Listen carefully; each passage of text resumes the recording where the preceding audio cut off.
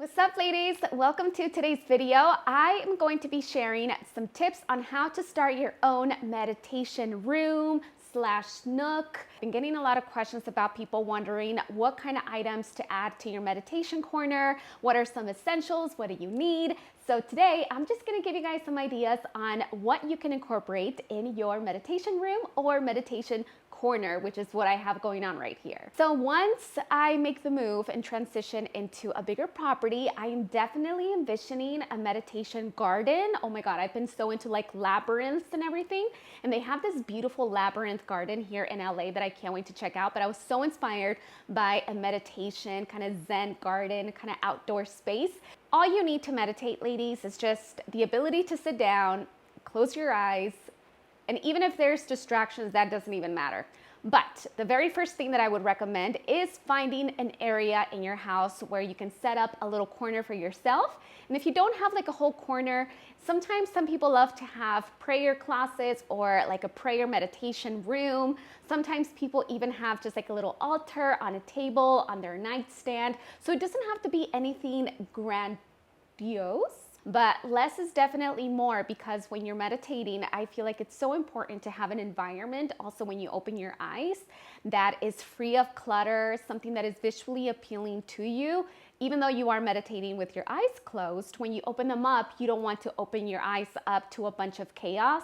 One of the most important things to consider when it comes to adding anything into your meditation corner is definitely seating, right? There's some beautiful meditation chairs and cushions and many different shapes and sizes, but I would recommend something that is just going to give you a lot of support and comfort when you're sitting down.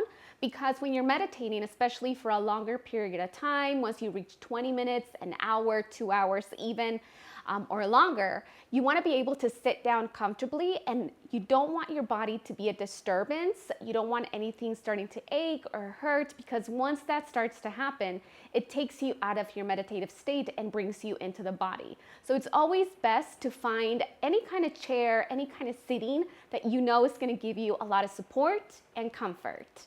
Now, as far as adding things to your environment, I always love adding candles. I love adding kind of like musical instruments here that I can play just to kind of set the tone for my meditation.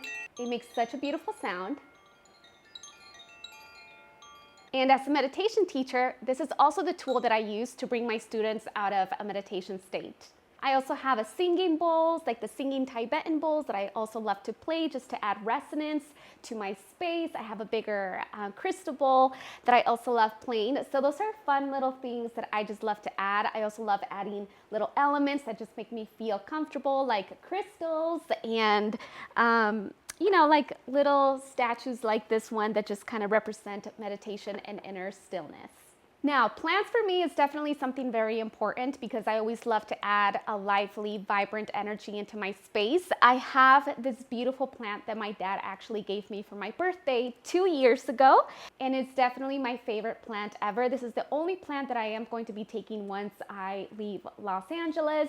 All the other plants are going to go to my mama, but this is the one that I'm definitely going to keep. So I would definitely say make sure that you add things that just inspire you and have a lot of meaning for you. Now let's talk a little bit more about a few more tools that I love to incorporate in a meditation room.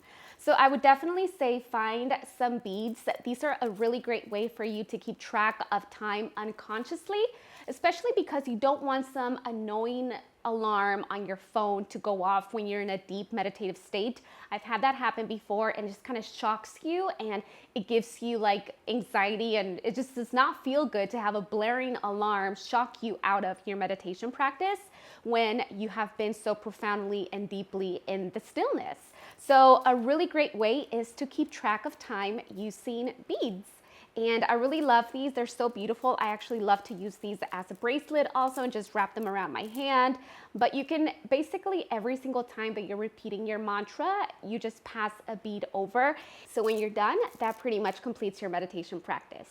Another really great tip that I want to add is smell. Smell is one of the most suppressed senses, so it has the biggest impact in our mind whenever we smell something that reminds us of a state of being, right? So I would really recommend, if you want to settle into a meditative state a lot quicker, to continue to burn either the same incense or diffuse the same essential oil every single time that you're meditating, because your body is going to associate the smell, the same repetitive smell, as every single time that you are meditating. And that's just going to bring your physiology into a calmer and more relaxed state of being a lot quicker, as opposed to not having a scent related to your meditation practice.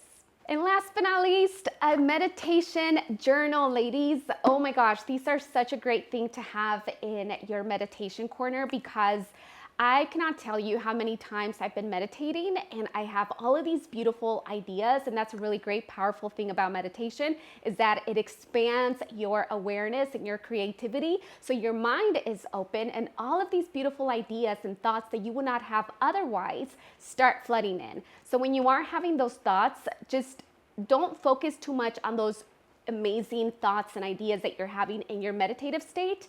Just always allow them to come in and pass through. Just know that they're always going to be there. So if it was really, really important and really impactful, you will remember. So I always say, wait till the very end. Do not, stop your meditation practice and start journaling about what you just experienced.